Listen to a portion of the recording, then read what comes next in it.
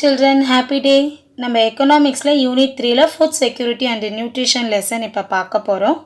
அதில் ஃபர்ஸ்ட் நம்ம பார்க்க போகிற டாபிக் வந்து ஃபுட் செக்யூரிட்டி பார்ட் 1 வீடியோ பார்க்கலாம். லேர்னிங் அப்ஜெக்டிவ்ஸ் பார்க்கலாம். First to study about the meaning definition of food security. Food செக்யூரிட்டினா என்ன, அதோட டெஃபினிஷன் பார்க்க போகிறோம், அதோட மீனிங் பற்றி பார்க்க போகிறோம். To know about the availability and access to food grains. Food grains வந்து எங்கே அதிகமாக இருக்குது, அதோட அவைலபிலிட்டி பற்றி பார்க்க போகிறோம். அது எப்படி நம்ம அக்சஸ் பண்ணுற லெவலில் இருக்குன்றதை பற்றி பார்க்கலாம். To understand about the purchasing power and agriculture policy. நம்ம பர்ச்சேசிங் பவர்னால் என்னன்றதை பற்றி பார்க்க போகிறோம். அக்ரிகல்ச்சரல் பாலிசி, நம்ம இந்தியாவில் என்னென்ன அக்ரிகல்ச்சரல் பாலிசி இருக்குன்றதை பற்றி பார்க்கலாம். To gain knowledge about the multi-dimensional nature of poverty. ஆக்சுவலாக இப்போ இந்த லெசன் படிக்கிறது மூலயமா என்ன நாலேஜ் நம்ம கெயின் பண்ணுவோன்னா பவர்ட்டினா என்னென்னு பார்ப்போம். அதோட மல்டி டைமென்ஷனல் வியூஸ் வந்து பார்க்க போகிறோம். To study about nutrition and health status and policies in Tamil Nadu. First India ஃபுல்லாக பார்க்க போகிறோம். நெக்ஸ்ட்டு கடைசி டாபிக் வந்து தமிழ்நாட்டில் நியூட்ரிஷன் லெவல் எப்படி இருக்குது, ஹெல்த் ஸ்டேட்டஸ் எப்படி இருக்குது, தமிழ்நாடோட பாலிசிஸ் பற்றி பார்க்க போகிறோம். First let we move to the introduction.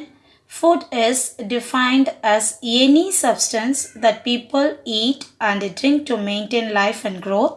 நம்ம வாழ்க்கையை வாழறதுக்காக நம்ம என்ன சாப்பிட்றோம் இல்லையா, சாப்பிட்ற அந்த பொருளை தான் வந்து நம்ம என்ன சொல்லுவோம், ஃபுட்டுன்னு சொல்லுவோம். Food security would denote a person's ability to eat enough, stay active and lead a healthy life. Healthy life அவங்க வாழ்கிறதுக்கு அவங்களுக்கு தேவையான அளவு, அவங்க எவ்வளோ சாப்பிட்ணுமோ தேவையான அளவு அவங்களுக்கு அந்த பொருள் கிடைக்கணும், சாப்பிட்ற பொருள் கிடைக்கணும். அப்போ தான் அவங்களால ஆக்டிவாக இருக்க முடியும், ஹெல்த்தி லைஃப்பை லீட் பண்ண முடியும். Food security. The United Nations Food and Agriculture Organization defines food security as follows. அதாவது United nation food and agriculture organisation வந்து ஃபுட் செக்யூரிட்டினா என்னன்னு சொல்லியிருக்காங்கன்னு பாருமா. Food security exists when all people at all time have physical, social and economic access to sufficient. அவங்களுக்கு தேவையான அளவுக்கு sufficient, அதாவது தன்னிறைவு அடைகிற அளவுக்கு வந்து அவங்களுக்கு ஃபுட் வந்து கிடைக்கணும். Safe and nutritious food which meets their dietary needs and food preference for an active and healthy life. அவங்களுக்கு தேவையான அளவுக்கு ஃபுட்டு நியூட்ரிஷனாகவும் இருக்கணும், சேஃபாகவும் இருக்கணும். அப்போ தான் அவங்களுக்கு ஆக்டிவ் லைஃப்பை வந்து லீட் பண்ண முடியும். While this comprehensive definition highlights the need for food to be nutritious. இப்போ இது வந்து நம்மளுக்கு என்ன தெரியுது, சாப்பாடுன்றது எப்படி இருக்கணும், ஒரு நியூட்ரிஷனாக இருக்கணும், சத்துள்ளதாக இருக்கணும். In addition to that, there are certain other aspects that are required to achieve nutrition security. இது மட்டும் இல்லாமல் சில ஆஸ்பெக்ட்ஸ் ரொம்ப முக்கியமாக இருக்குது நம்ம நியூட்ரிஷன் செக்யூரிட்டி நம்மளுக்கு கிடைக்கணும்னா. According to the eminent agricultural scientist Dr. M.S. Swaminathan, nutrition security is. Swaminathanன்றவர் நியூட்ரிஷன் செக்யூரிட்டி பற்றி என்ன சொல்லியிருக்காருன்னா, physical, economic and social access to a balanced diet. ரொம்ப அதிகமாகவோ இல்லை ரொம்ப குறைவாகவோ அந்த மாதிரி லெவல் இல்லாமல் எல்லாருக்கும் பேலன்ஸ்டு டயட்டாக இருக்கணும், சேஃப் ட்ரிங்கிங் வாட்டர் இருக்கணும், என்விரான்மெண்டல் ஹைஜீன் இருக்கணும், primary health care and primary education. இது எல்லாமே கண்டிப்பாக நம்மளுக்கு இருந்தால் தான் ஃபுட் செக்யூரிட்டின்றது possible. Next, basic components of food and nutrition security. பேசிக்காக ஃபுட் நியூட்ரிஷன் செக்யூரிட்டியில் 3 காம்பனன்ட்ஸ் இருக்குது. ஒன்று வந்து availability of food, access to food, அப்புறம் அப்சார்ப்ஷன் அப்படின்னு சொல்லிட்டு சொல்லுவோம். ஃபர்ஸ்ட் வந்து அவைலபிலிட்டி ஆஃப் ஃபுட்டு பார்க்கலாம். Availability of food is physical availability of food. அதாவது எவ்வளோ ஸ்டாக் இருக்குது, டிசைடு குவான்டிட்டிஸ், நம்மளுக்கு தேவைப்படுற அளவுக்கு எவ்வளோ இருக்குது, நம்மளுக்கு எவ்வளோ தேவை அப்படின்றத பற்றி படிக்கிறது. Which is a function of domestic production, changes in stock and imports. இது வந்து டொமஸ்டிக் ப்ரொடக்ஷன், அங்கே எவ்வளோ ப்ரொடியூஸ், ஒரு ஏரியாவில் எவ்வளோ ப்ரொடியூஸ் பண்ணி வச்சுருக்காங்க, எவ்வளோ ஸ்டாக் வச்சுருக்காங்கன்றதை பற்றி தான் நம்ம படிக்கிறதுக்கு பேர் தான் availability of food. Access to food is primarily a matter of purchasing power and is therefore closely linked with the capabilities and the employment opportunities to earn. இப்போ ஒரு ஃபுட் வந்து இப்போ 1 kg ஆஃப் ரைஸ் வந்து 10 rupees இருந்தால் எல்லாருக்கும் அது வந்து வாங்கி யூஸ் பண்ணுற பொருள் மாதிரி இருக்கும். அதுவே 100 rupees மாறிச்சுன்னா என்ன ஆகும், குவான்டிட்டி வந்து ஆட்டோமேட்டிக்காக நம்ம பர்ச்சேசிங் பவர் வந்து கம்மியாயிடும். இப்போ 10 kg ரைஸ் வாங்க வேண்டிய இடத்துல நம்ம எவ்வளோ வாங்குவோம், ஆஃப் த அமௌண்ட்டு தான் வாங்குவோம், 5 kgs தான் வாங்குவோம். அதுதான் நம்மளுடைய பர்ச்சேசிங் பவர். சரியா? அது டிபெண்ட்ஸ் ஆஃப் வந்து எம்ப்ளாய்மெண்ட் ஆப்பர்ச்சுனிட்டி. ஏன்னா எவ்வளோ ஏர்ன் பண்ணுறாங்களோ அதுக்கேற்ற மாதிரி தான் நம்ம ஒரு பொருளை பர்ச்சேஸ் பண்ண முடியும். Capabilities and opportunities in turn are related to one access to assets and education. அந்த கேப்பபிலிட்டி அந்த ஆப்பர்ச்சுனிட்டி எல்லாம் எதை பொறுத்து அமையும்னா எஜுகேஷனை பொறுத்து தான் அமையும். இப்போ நல்லா படித்து நல்ல லெவலில் இருக்கவங்க ஆட்டோமேட்டிக்காக அவங்க நல்லா ஏர்ன் பண்ணுவாங்க. அவங்க நல்லா ஏர்ன் பண்ணும்போது அவங்களோட பர்ச்சேசிங் பவர் வந்து இன்க்ரீஸ் ஆகும். ஸோ அதிகமாக வாங்குவாங்க. இது எல்லா நேரத்துலையும் ஒரே மாதிரி இருக்காது. கண்டிப்பாக இது சேஞ்சஸ் இருந்துகிட்டே இருக்கும். நெக்ஸ்ட் வந்து absorption of food is a ability to biologically utilize the food consumed. அது எவ்வளோ நம்ம கன்சியூம் பண்ணுறோம், அதை அப்சர்ப்ஷன் பண்ணுறோம். வாங்கியாச்சு, வாங்கினதுல எவ்வளோ வேஸ்ட் ஆகும், அதை நம்ம உபயோகப்படுத்துறதுன்றது கம்மியாக தான் இருக்கும். அப்போ நம்ம எவ்வளோ வந்து அதை அப்சர்ப்ஷன் பண்ணுறோம், எவ்வளோ அதை நம்ம யூஸ் பண்ணுறோன்றது தான் அப்சர்ப்ஷன். நெக்ஸ்ட் இப்போ நம்ம பார்க்க போகிற டாபிக் வந்து availability and access to food grains. Thus, food security for people in your country is not only dependent on the quantum of food available, but also on the ability of people to purchase, access food and to stay in appropriate healthy environment.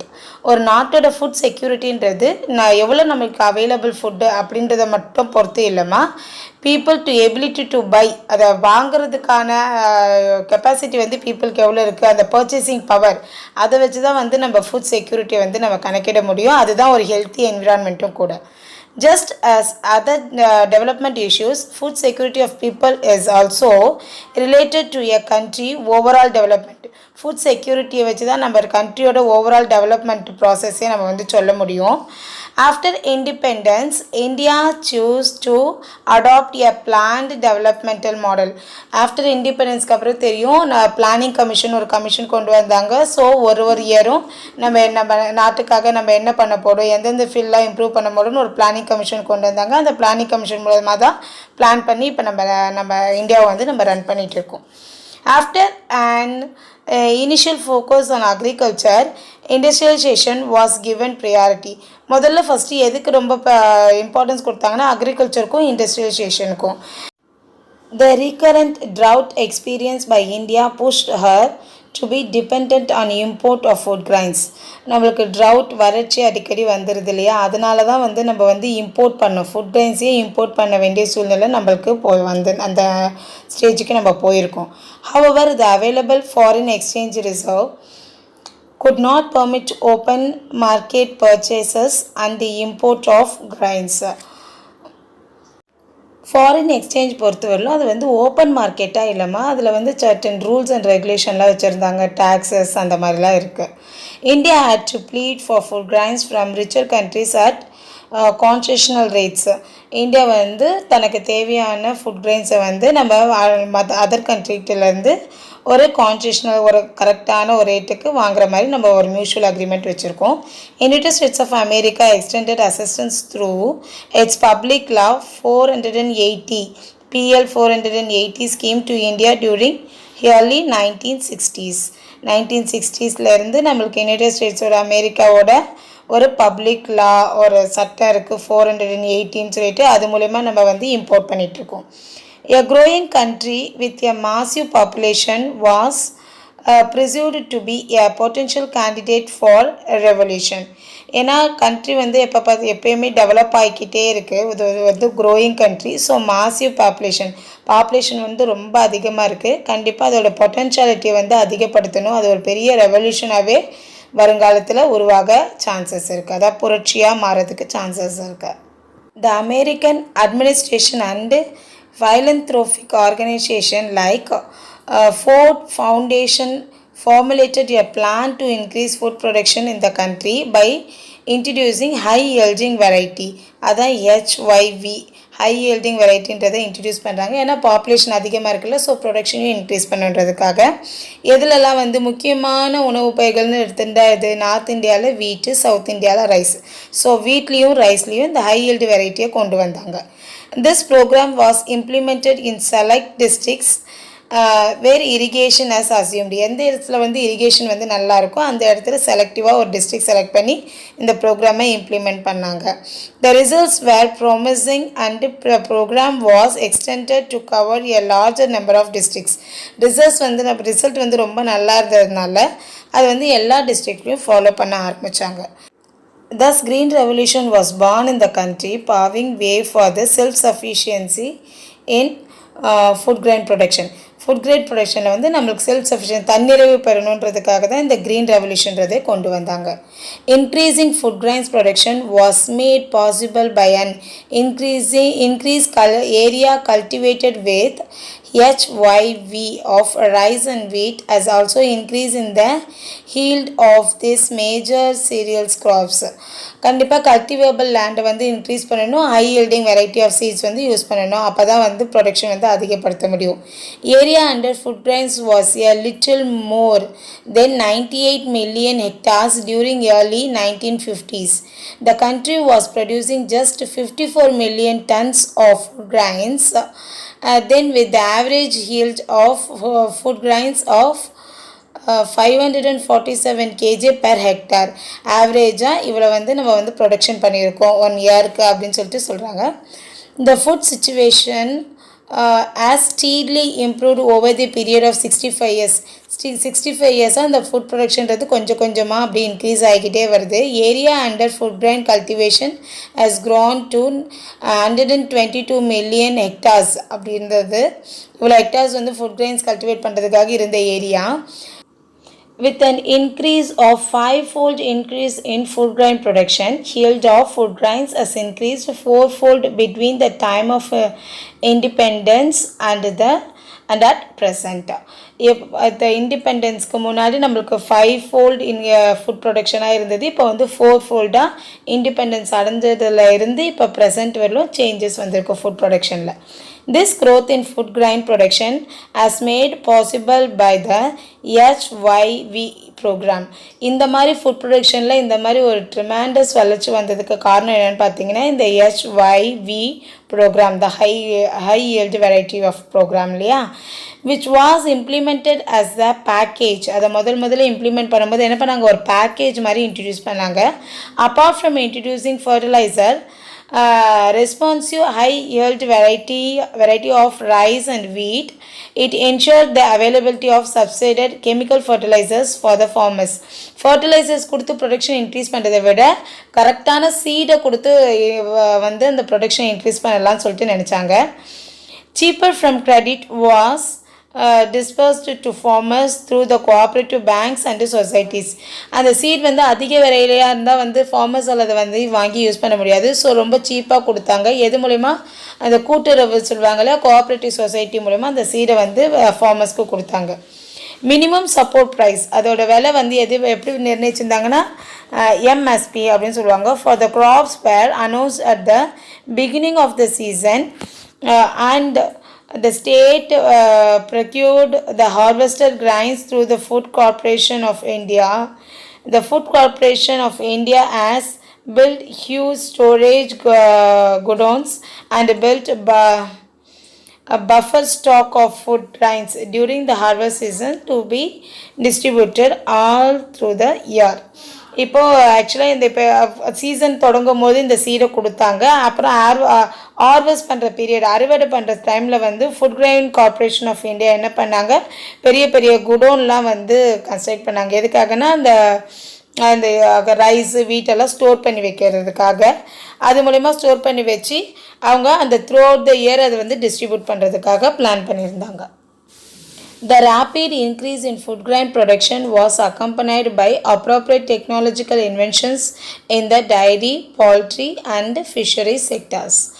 இந்த food grain production வந்து நல்லா increase ஆகிட்டே இருந்தது, ஏன்னா technological invention, நிறைய technology use பண்ண ஆரம்பித்தோம்.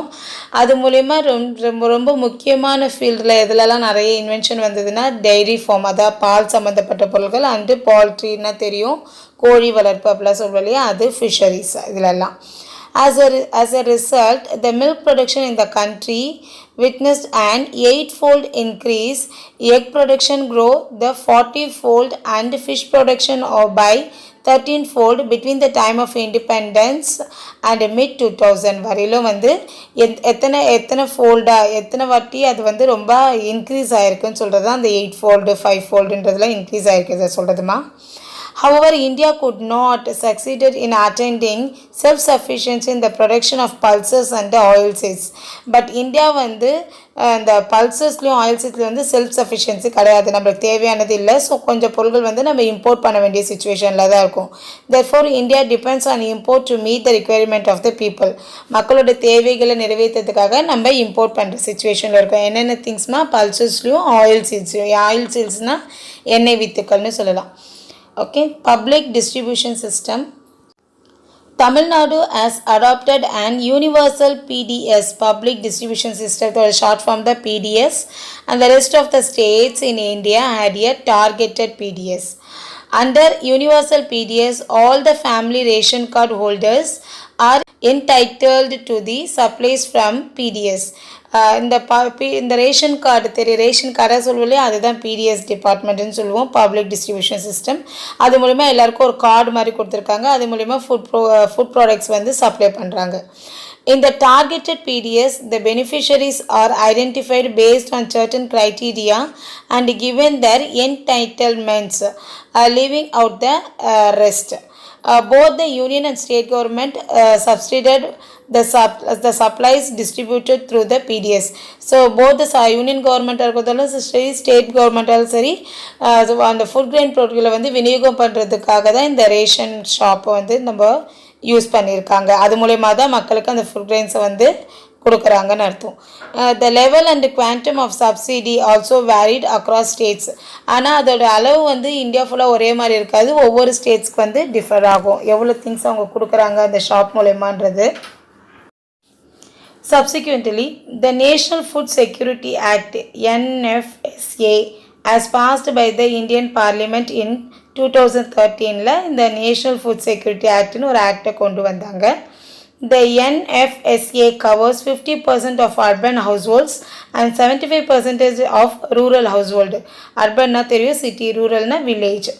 These households are known as priority households identified based on the set of criteria. இவங்க க்ரைட்டீரியாக்குள்ளே கொண்டு வந்திருக்கிறது அர்பனில் வந்து சிட்டியில் வந்து 50% பீப்புளையும் வில்லேஜில் வந்து 75% பீப்புளையும் இந்த பிடிஎஸ் டிபார்ட்மெண்ட்டுக்குள்ளே கொண்டு வந்திருக்காங்க. Priority household of the country now have the right to food supply through the PDS. அவங்களுக்கு வந்து ஃபுட் சப்ளை வந்து எதுக்கு மூலிமா கொடுத்துட்ருக்காங்க, அதாவது வாழ்க்கை தரத்தில் ரொம்ப கீழ்மேல் நிலைமையில் இருக்காங்க இல்லையா, அவங்களுக்கு தேவையான உணவு வந்து இந்த பிடிஎஸ் மூலயமா டிஸ்ட்ரிபியூட் பண்ணுறாங்க government. The union government supplies rice at the rate of rupees 3 per kg. ஒரு கேஜி வந்து 3 rupeesனு யூனியன் கவர்மெண்ட் வந்து கொடுக்குறாங்க. Wheat at the rate of 2 rupees per kg and millets at the rate of 1 rupee per kg under the NFSA. NFSA மூலமா வந்து இந்த ரேட்டில் வந்து rice, வீட் அண்ட் மில்லட்ஸ் வந்து டிஸ்ட்ரிபியூட் பண்ணிட்டு இருக்காங்க. Tamil Nadu continues to have the universal system of PDS and supplies rice at free of cost to all card holders. ஆனால் தமிழ்நாடு வந்து என்ன பண்ணியிருக்காங்க, எல்லா கார்டு ஹோல்டர்ஸ்க்கும் ரைஸ் வந்து ஃப்ரீயாக வந்து கொடுத்துட்ருக்காங்க. Role of consumer cooperatives in food security. Consumer cooperatives அப்படின்னா தெரியும், நுகர்வோர் கூட்டுறவு சங்கம்னு சொல்லுவாங்க இல்லையா, play an important role in the supply of quality goods at the responsible rate to common people. So குவாலிட்டியான கூட்ஸாக பொருட்களாகவும் இருக்கணும், அது வந்து நம்ம வாங்குகிற மாதிரி ரேட்டாகவும் இருக்கணும், அதனால ரெஸ்பான்சிபிள் ரேட்டாக இருக்கணும் டு த காமன் பீப்புள். அது அப்படி போனால் தான் அது வந்து மக்களை ரீச் ஆக முடியும், எல்லாராலையும் வாங்கி வந்து என்ன பண்ண முடியும், உபயோகப்படுத்த முடியும். There is a 3-tier system of consumer cooperative society in India. இந்தியாவில் 3-tier system, 3 டைப்பில் வந்து இந்த கோஆப்ரேட்டிவ் சொசைட்டி ரன் ஆகிட்டுருக்கு. There are primary consumer cooperative societies, central consumer cooperative stores and state level consumer federation. More than 50,000 village level societies are engaged in the distribution of consumer goods in rural areas. Rural ஏரியாஸை வில்லேஜில் வந்து இந்த மாதிரி 50,000 consumer goods வந்து distribute பண்ணுறதுக்காக இந்த மாதிரி cooperative societies வந்து ரன் ஆகிட்டுருக்கு. This scheme is playing an important role in food security in India. For example, out of all fair price shops running in Tamil Nadu, around 94% are being run by cooperatives. நிறைய பெரிய பெரிய ஷாப்லாம் வந்து run ஆகிட்டு இருந்தால் கூட 94% வந்து people வந்து cooperative சொசைட்டியில் வாங்குறவங்களும் வந்து இன்னும் இருக்காங்க, அந்த கோஆப்ரேட்டிவ் சொசைட்டியும் இன்னும் ரன் ஆகிட்டுருக்கு அப்படின்றத நம்ம இந்த லெசனில் பார்த்துருக்கோம். ஓகேங்களா? இப்போ நம்ம என்னென்ன டாபிக் பார்த்துருக்கோம்னா ஃபுட் செக்யூரிட்டினா என்னென்னு பார்த்துருக்கோம், basic components of food and nutrition security பார்த்துருக்கோம், availability and access to food grains, public distribution system, அப்புறம் role of consumer cooperatives in food security. Okay, இந்த லெசனில் இன்னொரு நெக்ஸ்ட்டு கண்டினியூஷன் இருக்குது, அதை நெக்ஸ்ட் வீடியோவில் பார்க்கலாம், நெக்ஸ்ட் கிளாஸில் பார்க்கலாம். Thank you students.